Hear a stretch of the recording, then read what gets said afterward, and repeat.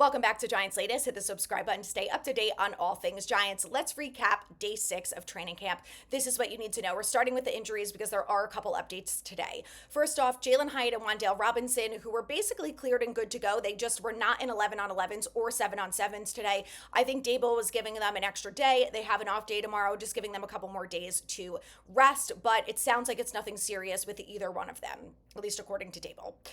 Next up is Daquan Felton, who was not in team drills yesterday and was doing the bike and stuff on the sides. He was back in 7-on-7s and 11-on-11s today, so nothing serious there. DJ Davidson went down with some sort of hamstring injury. It sounds like the beat writers have reported that that's what they think it is. And he left practice and did not come back. Malik Neighbors also left practice and didn't come back. Although, according to national reporters, Ian Rappaport said, and Mike Garafolo both said that it sounds like it's nothing serious. But basically, they were doing a running play. He was on the field. He ended up down on the ground. He was down there for a minute or two, slowly made his way off, walked to the sideline by himself, and then was kind of like doubled over and ended up walking with Ronnie Barnes and another trainer over to the training facility, and he did not come back out. Ronnie Barnes came out, went straight to Dable and Shane, and was pointing to his shoulder. So that's why it sounds like it's a shoulder issue, but it does sound like it's not anything serious, so let's all keep our fingers crossed. They have an off day tomorrow, so I'm sure that he will probably be limited on Thursday, but hopefully Friday he's back to it. There are still a couple more weeks of practice. It's Malik Neighbors. I don't think anyone is super worried about him, aside from the fact we just need him to be healthy all the time. Let's go ahead and talk about some of the offensive highlights today. So I know everyone wants to know about the offensive line. We're going to start there. In the one-on-one drills, James Hudson and Evan Neal actually surprised me. So I think I talked about this yesterday, where James Hudson has been like light years better than I ever expected him to be. Maybe it's just because my expectations have been in the dirt for a lot of these Giants offensive linemen, but he's done a really nice job of holding his own against guys like Abdul Carter, Kayvon Thibodeau, and Brian Burns. And I think a big part of that is because he's going against them in one-on-ones every single day, and they are making him better. And I think that's really helpful for him. According to Brian Dable, Hudson has like a really tough personality too. And I think that's also part of it. That's just who he is. And he's like a tough guy. And, you know, there haven't been any fights yet, but him and Thibodeau are this close to beating the crap out of each other. And I hope that they don't. But I just think they're kind of just like oil and water. I don't know what it is. They just are like that when they do their battles. But he's done a really nice job of holding his own during the one-on-one reps. Evan Neal had good reps and bad reps. I caught one on camera where Abdul Carter just breezed right by him. And then there was another rep where they went at it and Evan Neal stayed on 2 feet and was able to almost stop Abdul Carter, which is shocking to say the least. Something else I want to say, because in one of the videos that I posted about like Abdul Carter's swim move and stuff like that, people are like, oh, he didn't actually get to the quarterback and stuff like that. You know, they can't tackle, right? They're still not allowed to tackle. So even though they have pads on, like you'll see when they're even doing some of the drills, like the focus since the pads have been on has been the run game, but it's really hard to get a good idea of what the run defense actually looks like and what our run game looks like, because there's a bunch of players in the middle of the field, but they're not allowed to actually tackle anyone. So you see like the running backs are trained to try to keep on going, right? So they'll keep going even though 4 different guys have had hands on them by then. Abdul Carter would have had probably 15 sacks since we've already been at practice so far, but obviously he's not allowed to touch the quarterback. So, you know, things like that. But I will say that they both have done a really nice job. Evan Neal was in at left guard and right guard today with the ones, and he's gotten the bulk of the snaps with the 2s. I will see. I've also seen him with the 3s and 4s, but he's pushing his way to getting some reps with the runs, especially on those run blocking plays, and he's done a nice job. Again, sometimes it's really hard to tell because they're not actually really stopping the run because no one is being tackled. Like every once in a while you'll get guys who get pushed to the ground, but they're not fully wrapping their arms around and tackling guys. So once that starts in preseason, I think that's going to be a much better indicator as to whether or not the Giants' run defense is actually any good. So, you know, I think we'll know about that sooner rather than later.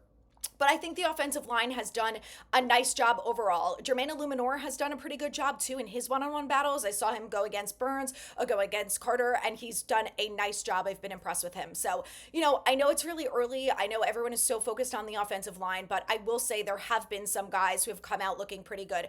Marcus Bowe has not really gotten any reps, I don't think, with the ones. If he has, they've been limited. He's mostly been with 2s and 3s at right tackle. I think he's got a little bit of guard reps, mostly at right tackle, but he seems to have done a pretty good job so far. But from what I've seen, I don't think he's forcing his way into the ones anytime soon. Time will tell. With that being said, let's move along to the quarterbacks, because in the 11 on 11s, they looked great for the first part of practice. Towards the end of practice went a full 2 hours today, and it was 94 degrees and it felt like 100. So I think towards the end of the practice, guys were like kind of losing it.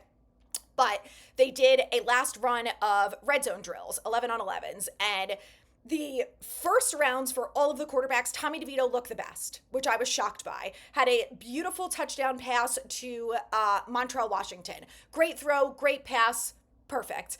Everyone else, Jameis Winston, missed throws. Same thing with Jackson Dart, had a couple issues with a bad snap because it sounds like they were not communicating right. Before that, there was a false start. So some issues with penalties and things like that really need to get cleaned up. But I've seen false starts, delay of games, all sorts of stuff that needs to be worked on. And a couple of them, they've been all throughout the different quarterbacks. Today, I specifically saw a couple on Jackson Dart. Not great, especially in the red zone. But overall, not worried about it. Jackson Dart has looked significantly better as the days have gone on. He said on Sunday that it feels like it's clicking for him. I think this is really obvious throughout those 11 on 11 drills. And again, there's no tackling. So even if the quarterback would have been sacked, Russell Wilson would have been sacked by Abdul Carter probably numerous times at this point. But they still carry on with the play. He throws a touchdown pass to Darius Slayton. So, there were a couple iffy plays from all of the quarterbacks. But then when Russell Wilson went in the last time, he threw a great touchdown pass to Darius Slayton. So there are some good things there, obviously things that have to be cleaned up, but it's still early and giving them the time to do that. Darius Slayton had a nice day, couple touchdown grabs, couple nice receptions. Bo Collins has snuck in some reps with the ones. He's done a really nice job. Gunnar Olszewski was out there. He didn't get any reps with the ones. He was out there on special teams. We'll talk about that later.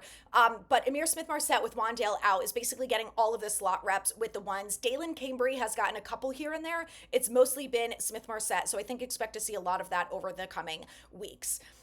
Next up, running backs. Turbo Miller got a ton of snaps today, a lot of them in with the ones too, which he hasn't gotten a ton of recently, but I think they're managing Scadaboo's reps according to Patty Traina because he has got a ton of playing time over the last couple days with ones, twos, threes, like literally everything, and he's been really heavily involved. He was dealing with some sort of injury this spring, so today he really didn't get any reps in 11 on 11s, but he was out there, so he's not injured. He was in 7 on 7s, doing individual drills, doing the drills with the wide receivers, quarterbacks, and other running backs, so I don't think there's anything to worry about. I think they're just managing some of the workload. They used to do that with the rookies. I think they're probably doing it with Darius Alexander and some of the other guys who are rookies, but also coming off of some sort of injury that they dealt with this spring, Alexander being one of them. So the tight ends, Fedoni had a nice day, and Bellinger also had a couple catches. Dulcich, some of the throws that I saw thrown his way, he was this close to catching, and they went right through his hands. So not a great day for him. But and the only other guy is Theo Johnson. I didn't really see heavily involved today. Again, their focus still right now with the pads on is running the ball, but they are adding in some pass plays here and there. So we saw a little more passing today than we did yesterday, and I expect that to continue as the days go on. Let's move along to the defense. Like we said, defensive line, Abdul Carter, Kayvon Thibodeau, Brian Burns, super fun to watch, love everything about them. At one point, Newbin went down, which was a little scary. He was able to walk off and then was running sprints on the side, so he's fine, thank God. But again, with the safeties and linebackers, there's no tackling. So the cornerbacks, the rotation is still going really strong. When they first came out in 11 on 11s, Banks was in with the ones. Then when the second round of 11 on 11s came around, Flott was in with the ones. What I will say about Banks is he did have a nice pass breakup today, but then he also got a DPI called because he didn't turn his head around. That was on a pass from Russell Wilson to Darius Slayton. So, it's like stuff like that. It just is what it is with Banks. Flott has also had some nice pass breakups throughout camp. He hasn't gotten any DPIs that I have seen or know about, but I also think that he hasn't fully taken that step over the ledge where everyone's feeling like he's getting the spot over Banks. I still feel like ultimately Banks is going to get that starting role, but I do kind of like that they're still fostering that competition. And like I said, they've really been mostly neck and neck, especially when it comes to snap counts and when it comes to what they've done on the snaps. Maybe Banks has had a couple more pass breakups, but it hasn't been anything crazy. And from the defensive linemen, the interior DL, there's been a ton of rotations. That has really continued a lot. Abdul Carter has been with all different, he's been with the ones, twos, threes. I even saw him out with the fours at some point. But, Thibodeau and Burns are mostly all with the ones. Every once in a while, they get reps with the twos and threes. But Dexter is ones only, obviously. And then when he gets a break, Nacho, Darius Alexander, Jeremiah Ledbetter, those guys have all been in getting reps. I haven't seen any Jordan Riley in with the ones. He's maybe gotten one or two. Elijah Chapman got some more reps with the ones today. Him and Roy Robertson Harris were the two that were out there. Elijah Garcia has gotten a couple. But again, because they're not tackling, like, I can't say that Elijah Chapman had some really strong reps as opposed to Roy Robertson Harris in the run game, because I know that's what everyone is worried about. And we just haven't really seen a ton of that yet. So obviously the edge guys are the most fun to watch. They're the ones who you feel like are making the most plays. It's either them or the corners. So once I feel like the tackling is really getting involved, then I think we'll have a much better idea. Lastly, let's move along to special teams, because two notes here. Graham Gano looked great. I saw him kicking some field goals today. Judd McAdamney was also kicking. He's the backup kicker for those of you who don't know. So he has done a nice job making some field goals that I saw today. And then Gunnar Olszewski, the Giants brought back because they placed Bryce Ford Wheaton on injured reserve. So he is unfortunately done. He tore his Achilles, is out for the rest of the year. So they brought back Gunnar, which is interesting. Like I said, I didn't really see him in the slot at all, but I'm curious to see if that develops over the next week or so.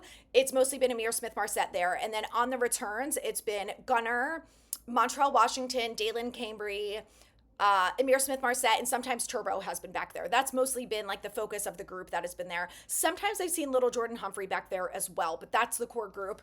And those are all the notes that I have from special teams. So tomorrow is an off day, but we'll be back just kind of, I'm going to recap the first week of practice and talk about some things that stood out to me. And then back at practice Thursday, Friday, I'll be recapping those. And then the last practice until August 13th is Monday, that's open to the public. So Monday will be the final like real training camp recap. And then the Jets practice August 13th. But in the meantime, we have preseason games. So there is a lot to discuss. So hit the subscribe button so you can stay up to date on everything Giants.